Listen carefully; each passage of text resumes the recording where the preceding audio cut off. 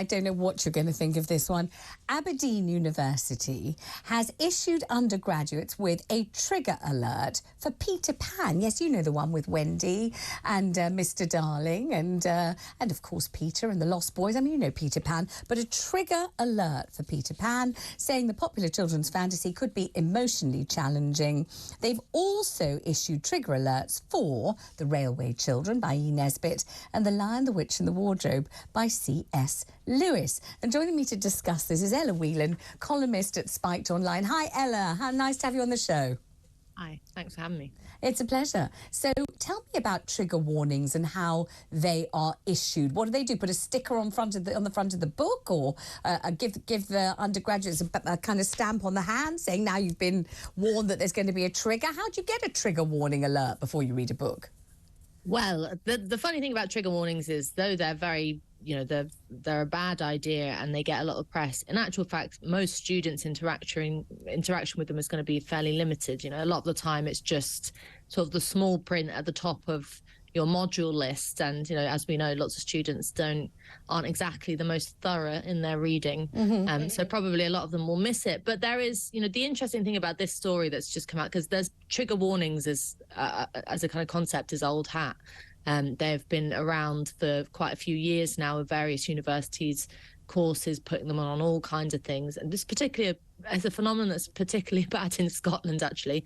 And now Aberdeen University released this statement. This is the interesting thing, kind of defensive statement saying, well, the reason why we put a trigger warning on Peter Pan is, because one of the quotes says it has odd perspectives on gender. I mean, what does that mean? Does it? But that does it have odd perspectives on gender? I'm trying to think what they are. No, I don't think so either. Probably it's just too sort of heteronormative or something for university kids. But their sort of defensive statement says we have, this kind of policy has been made with students, and it's very much student led and all the rest of it. And that's the thing that's worse out of all of this, actually, is that you are taking your cue as university, as an institution that's meant to be headed up by academics, experts in their field, willing to do the work of imparting knowledge onto people who are just out of school, who don't know anything and should want to be able to soak up everything and, have debates and have discussions, are now bowing to the authority of what kind of overgrown teenagers was basically what you are, particularly when you're a first year. You don't know anything. The thing that I would be most worried about is that undergraduates are supposed to be reading books that they should have read when they were 7, 8, 9, 10 and 11 and shouldn't be wasting their time with as they're doing an undergraduate course at university. I mean, I'm trying to think, how old was I when I read The Railway Children by E. Nesbit, and I predate the film. I remember when the film came out, but I'd already read the book then, and I've got grandbabies who are 7 and nearly 9, and they've read it and thoroughly enjoyed The Railway Children. So why on earth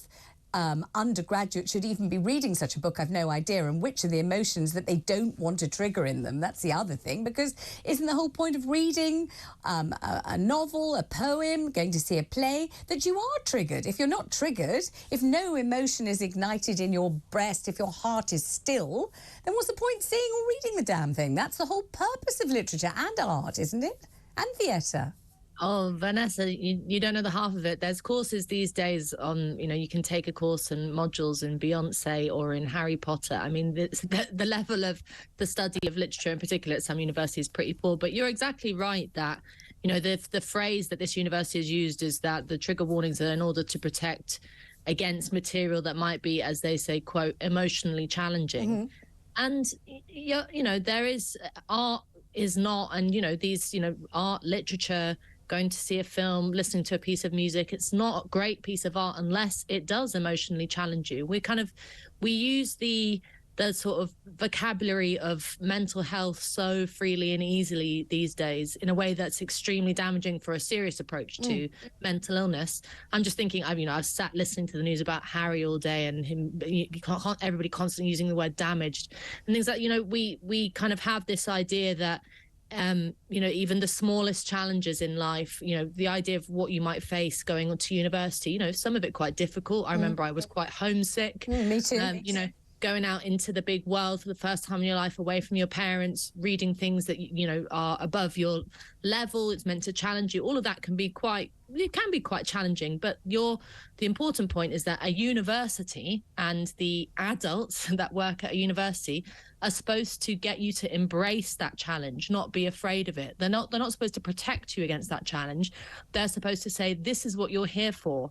You know, if you have what I did, you know, you get some. I remember making an awful, stupid point about, I did literature course about modernism in a first year seminar that I thought was brilliant, and the professor really shot me down, and I went back home and I cried, and, you know, but then I sort of realized, okay, next time I'm going to say the right thing, and, you know, next time I'm going to have the right answer, and that's what you're meant to do at university. Ella, real pleasure talking to you. Thank you so much for making the time. I appreciate it.